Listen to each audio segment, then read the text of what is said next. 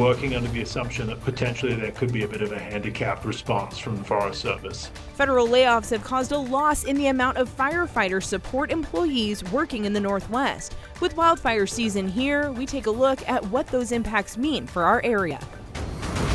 1,400 students from Spokane Public Schools are in Manitou Park investigating science discoveries. We'll have all that coming up. After closing out the hottest day of the year, we have a few isolated storms returning to the region, along with an increased fire danger tomorrow. Well, good evening and thanks for joining us for KREM 2 News at 5. I'm Amanda Rowley. We are continuing to track some breaking news out of Cheni this evening. Students were evacuated after a bomb threat was called into 2 separate schools.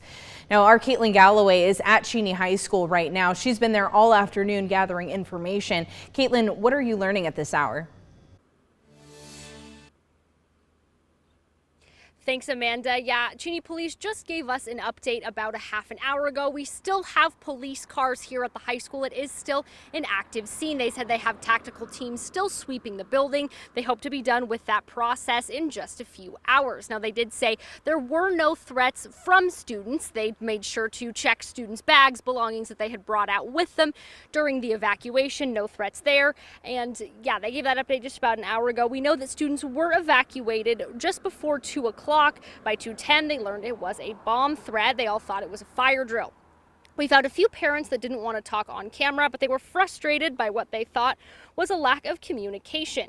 Based on text messages shared by Cheni parents, it was nearly half an hour before they found out why the school had been evacuated, and then another 20 minutes until plans were made for pickup. Overall, though, students felt like staff did a good job keeping them safe despite the circumstances. Yeah, they just kept pushing us back from the school to keep us safe, and so I was like, I feel like this is the safest we've been on a fire drill or a bomb threat or anything. Well, Cheni police told us, like they said, they hope to be done sweeping the building in the next couple of hours. They said we'll have updates to come from the school district, specifically regarding also where and when students can retrieve belongings that were left in the school when it was evacuated. We'll continue to update you as more information is learned. From Cheni, Caitlin Galloway, KREM 2 News. Thank you, Caitlin, for that update. Let's take a break from the headlines and check in with our chief meteorologist, Jeremy Legoo, who is out enjoying that sunshine, that gorgeous heat that we're having. Jeremy, what does that mean for the fire danger, though, that we could anticipate here this summer? You know, Amanda, each and every one of these days really does do a number on us drying out. Very similar to losing snowpack, days of, above average heat and lower than average moisture in the atmosphere on end, just day after day of that, winds up having a bigger impact on us drying out than just a one-off 100-degree day here or there. And our pattern so far this season has been very much so just slightly above normal and drying out. 86 right now. It is a scorcher out there. Dew point of 41 puts us at a relative humidity of 20%. Relative humidity is how much moisture we have in the air. And when those numbers get down to 20% or below, that's when you're talking an increased fire danger, not just in the short term, but drying you out for the long term as well. So as we look at our temperatures, we're all pretty hot. Coeur d'Alene near 90 degrees, 88 there. We knew we would warm up like this, and I think this is just a good sign of things to come over the next couple of months.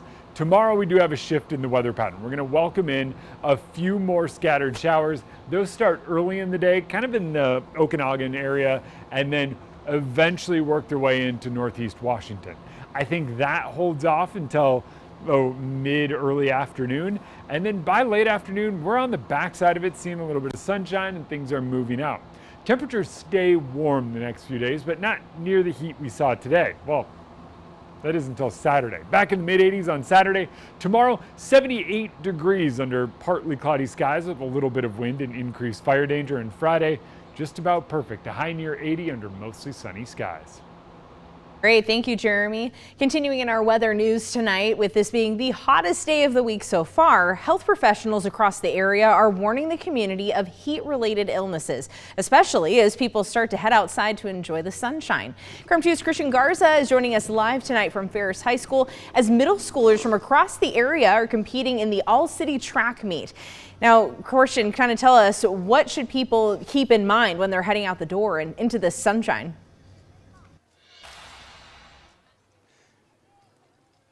Yeah, Amanda, well, while the sunshine might be gorgeous and beautiful from indoors, when you're standing directly in it, it is really hot. I gotta be honest, I gotta tell you. I've been standing out here for an hour off and on, buckets of sweat every time within at least 5 minutes. But you know what? It's not as bad as some of these people out here. I'm actually gonna step off screen and kind of show you exactly where I'm at. I'm told you that we're at the all-city track meet here at Ferris High School. There are a ton of people here. I can count 1, 2, 3, at least 4 different umbrellas of people and parents watching. There are so many different people competing as well. We had a chance to speak with a couple of athletes that said that running in this heat was actually kind of awful, but they're glad that they had water afterwards. As you can see over here on the shade, at one point there's a ton of parents just standing, and also on the very far end of the lawn you can see that there's a lot of students utilizing the shade, which is great actually, because you know, I talked with a coach as well, and he was saying that the thing that they tell their athletes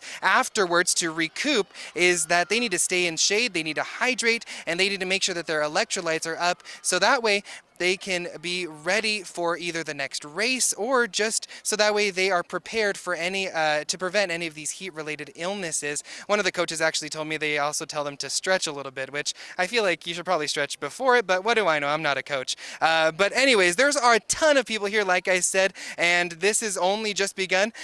So we are going to be hanging out here for a little bit, just talking with people. You'll hear more from those athletes and that coach here coming up at 6. For now, Christian Garza, KREM 2 News. Get in the shade, get some water, cool off, my friend. All right, coming up, a field trip today in Manitou Park lets kids get some much needed hands-on learning. We'll take a look at that. And later, concerning terminations of U.S. Forest Service jobs leaves some uncertainty heading into fire season. Stay with us for more details.